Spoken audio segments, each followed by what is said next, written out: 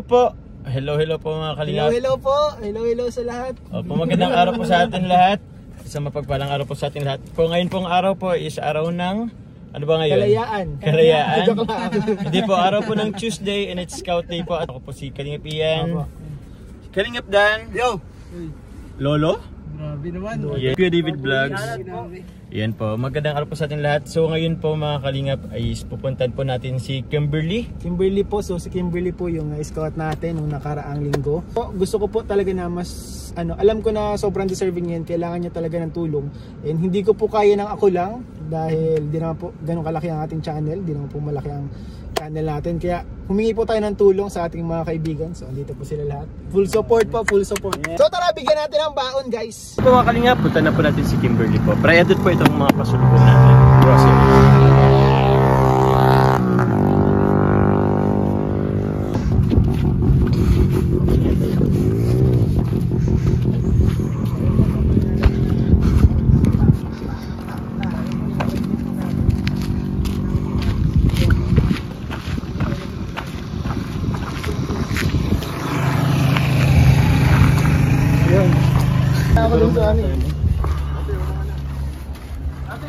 Ito po mga kalingap, si Kimberly po. Ito po yung beneficiary ni Kalingap Ian.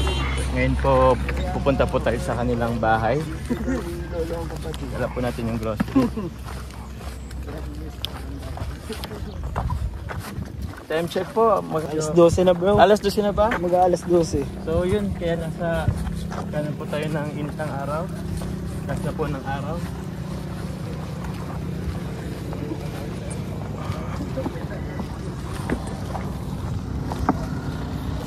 Sa gitna pala tayo ng ano? Palayan. Buti nga dito kahit pa paano siyang itayo yung ano.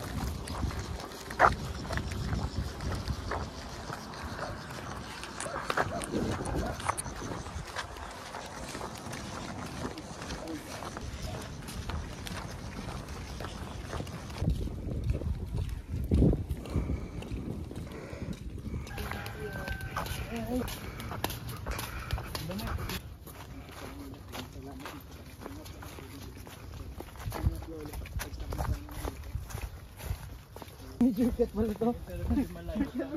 Ganito na pala shortcut ngayon, bago na. Yung malayo ano? Malayo. Balik ko. Wala mo pupunta, mas malayo yung ano. Kung ito yung shortcut. Si David.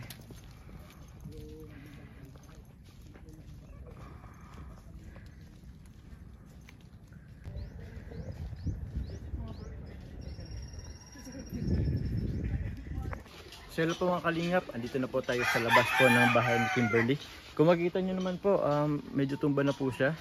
So medyo delikado na rin po pag nagkaroon ng bagyo or kahit konting ulan lang siguro, medyo malakas na ulan. So sa ngayon po, kasama po natin ulit ang mga K-boys. Opo. So yun po, tingnan po natin sa loob kung ano po ang kalagayan nila sa loob. Pasakit po natin yung bahay nila.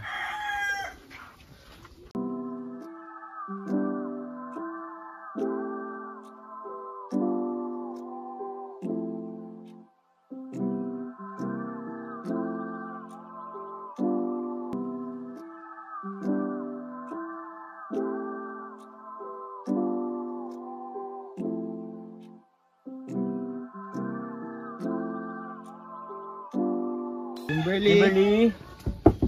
Ito po. Kuya Jomer Vlog. Kuya Jomer po. Hello. Ito si Kalingap Ian yung nag-refer sa iyo. Una gusto ko magpasalamat kay Kalingap Ian kasi napunta natin si Kimberly. So yun po.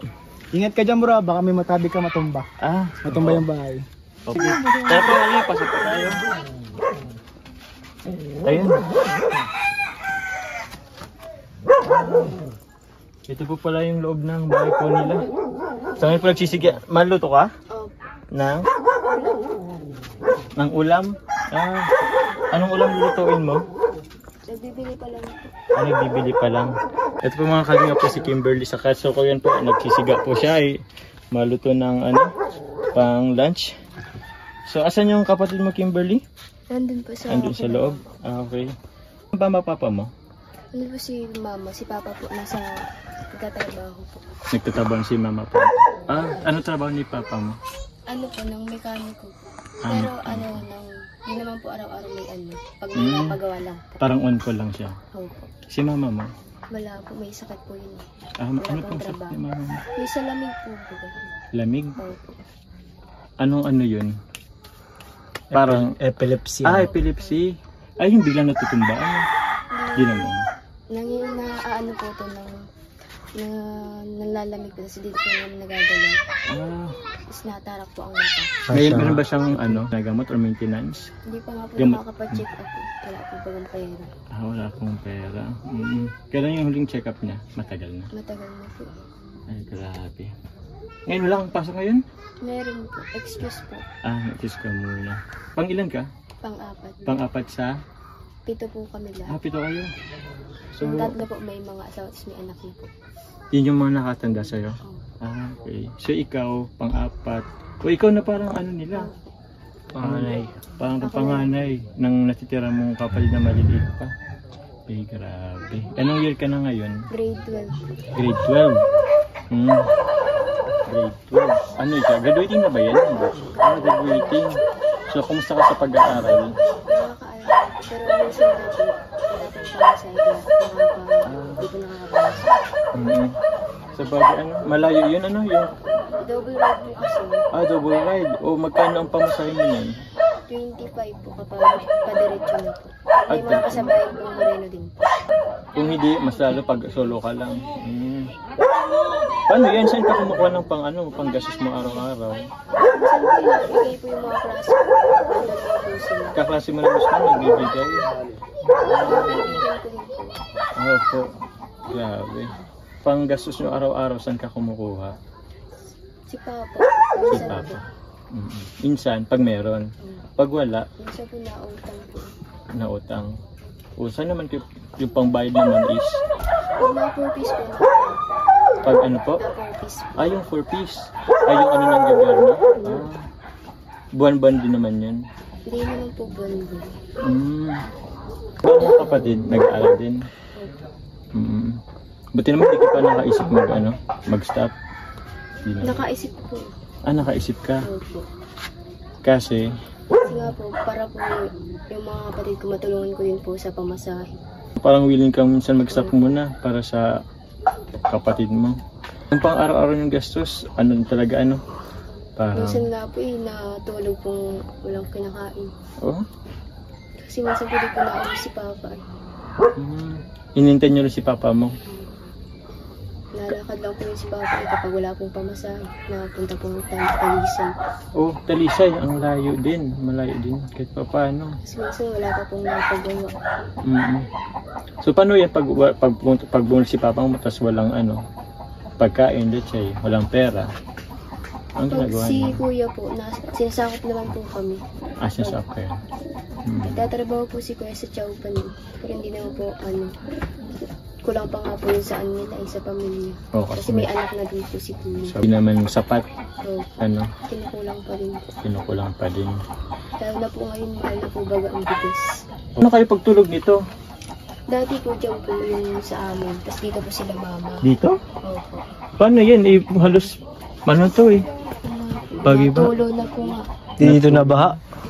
Nabaha nga po yun. Kaya nga po ata nagtagid at naabot po ng tubig, yung lupa po. Yung lupa. Di ka natatakot dito kasi parang pwede rin tong ng ahas pamugaran. Daming sulok-sulok. Grabe. So sa ngayon Kimberly, tawag niyan. Meron akong dala sa'yo para sa inyong magkakapatid. Konting grocery lang to. At least makatulong kahit paano sa pang-araw-araw nyo. Okay lang bang ito? Buksan natin. So dito ka na lang. Ito, kapatid mo ba to? Yan po yung bunso. Ito, si Bonso. Tapos ito, Pinsan. pinsan. So ito, Kimberly, meron akong dalang kahit konting sa inyo, grocery. Ito, nandito, eggnog. Parang, pero pwede na rin ito maging baon. Meron din, lagay ko dito. Kasi alam ko kasi may mga batang so may jelly ace, mga egg crackers, parang ganun. Meron din tayong kape.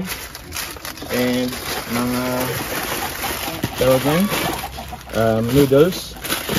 And also, yun, cracker. Meron tayong pansit dito. Tapos may mga dilata. Yun, hindi ko na inilabas lahat. And syempre, meron din tayong bigas. Ito, ilabas ko yung bigas. Yun, para at least sa pang-araw-araw nyo makatulong. Pang tawid. Hindi ko alam kung ilang days. Pwedeng ilang days kaya ito nyo, makonsumo. Matagal ba to? Siguro mga 7 kilo. Matagal na rin kaya to? Isang linggo na din. Kahit pa paano Tapos Maraming salamat po dahil kahit malaking tulong na po yan pang araw-araw po namin para po makapasok na din po yung mga kapatid ko. Nagpapasalamat po ako sa inyo, kay Kuya Ian po, kay Kuya David, kay Kuya Rab po, kay Kuya Jan po, Kuya Jomar. Welcome. Pero siyempre gusto ko rin tawag na magbigay kang mensahe para kay Kuya Ian kung siya ang nakahanap sa'yo. Salamat po Kuya Ian sa mga tulong niyo po. Pasensya na po kung napagod po kayo nung unang punta niyo po dito. Mayroong problem yun. Ang problema. Salamat din po kay Sir Frank po sa niya po sa iyo para po matulungan po kami. Maraming salamat po Kuya Ian. Maraming salamat po Kuya Jomar sa pagbigay po ng mga groceries po. Pasensya na po kung mabigat po yung dala niyo. Wala naman. Maraming salamat po. Pasensya din po kung mainit po dito tapos may usok pa po. Okay lang. Intindido at anong tanghali na din kasi. Pero aside dito, Kimberly, magbibigay din ako at bapa ng konting tulong sa iyo. Bigyan kita ng 500. Dagdag baon mo na rin or magamit nyo sa mga kapatid nyo. Siguro mensahe ko sa iyo, sana pagpatuloy mo yung pag-aaral mo, huwag kang mawalan ng pag-asa. Although sa panahon ngayon mahirap talaga. Mahirap pinagdadaanan natin, pero isipin mo na lang ikaw yung nakaranas dito. At saka maging positive ka lang lagi. Ang isipin mo yung future mo, kung paano mo iangat yung sarili mo, yung mga kapatid mo. Kasi alam ko naman yung priority mo, yung focus mo is sa pamilya mo. So yun, maraming salamat sa iyo. Bro, pwede bang abot na ako? Uy, grabe. Kimberly. Grabe si Kalinga David. Ito, bigyan nito lang kaling sa channel natin. Kuya David Vlogs. Grabe. Salamat po.